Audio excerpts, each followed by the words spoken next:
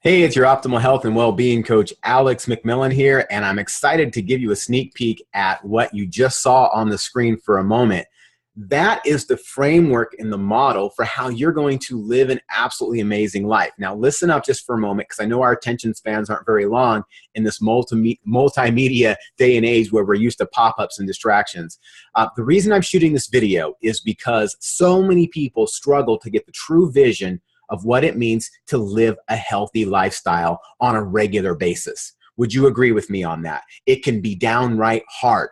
Now, you signed up on the program and got a coach because you actually wanted to live a longer, healthier life, or just to feel good now, both of those. Now, when you think about that, why don't we stick with the steps and the path that lead us to that longer, healthier life and feeling good now? It's because of distractions. Stop for a moment. Would you agree with that we easily, oh, what's that? Hey, get distracted so simply. Whether you like the words that I'm saying or the tone that I'm talking out, your thoughts could be distracting you from even getting this message right now because you're going, I don't like his pace. I don't like his tone. His haircut looks funny. He changed it. What? Oh my goodness. You know, the main thing is that we easily get off of the focus from the point. So what's this talk even about? Your longer, healthier life and feeling good now. So this thing we call optimal health and well-being. Well, what is it about? I'm going to share my screen again with you. If I can get that going. And I want to show you a basic framework or a model that's going to allow you to move forward. So instead of this talk about a diet or getting healthy, I want you to see this roof, this capstone, that basically gives you support, structure, and stability to live underneath and protects you from all of the toxicity and the disease and the obesity and the poor health that wants to rain itself down upon you. Wow. Okay. So healthy body, healthy mind, healthy finances you see within that capstone. Do you want that? Of course you do. Who doesn't? No, I want to be broke. I want to be depressed, and I want to have sick, diseased body.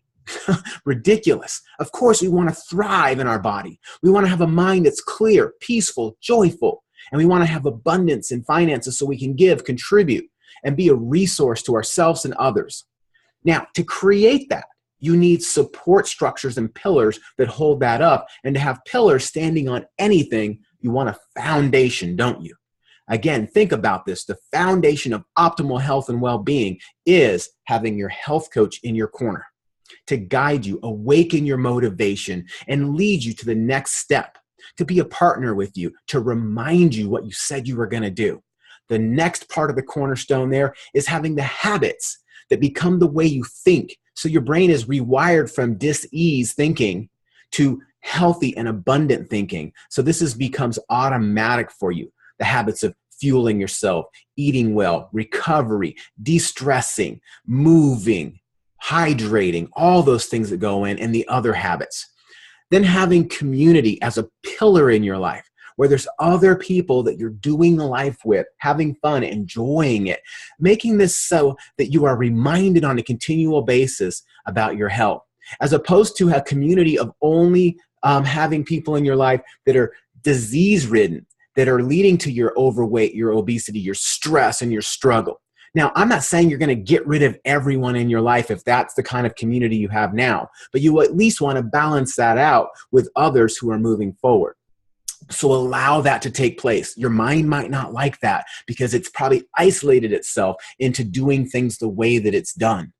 But aren't you getting the results of that mindset? Isn't that what we see in our lives and in our body? So if we're going to create something new, we have to go against our mindset sometimes and go with the gut set.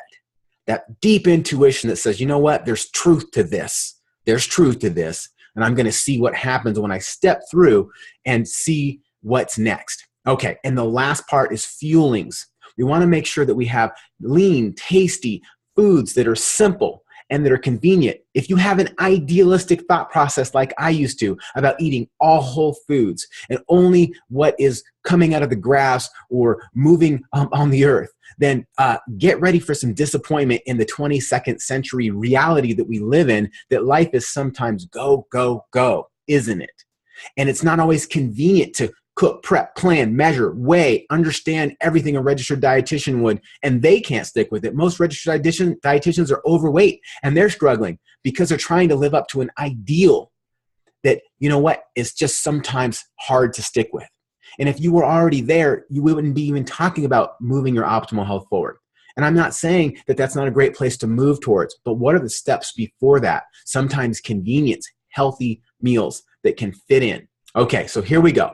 We've got the cornerstones, we've got the pillars that they're built on, and we've got the capstone of your healthy body, your healthy mind, and your healthy finances. And can we live in that kind of house? I say we can. All right, I hope this contributed to you this week. Let me know if you have any questions or you'd like any more steps. What's next for you to your life, your health, and your success? Blessings.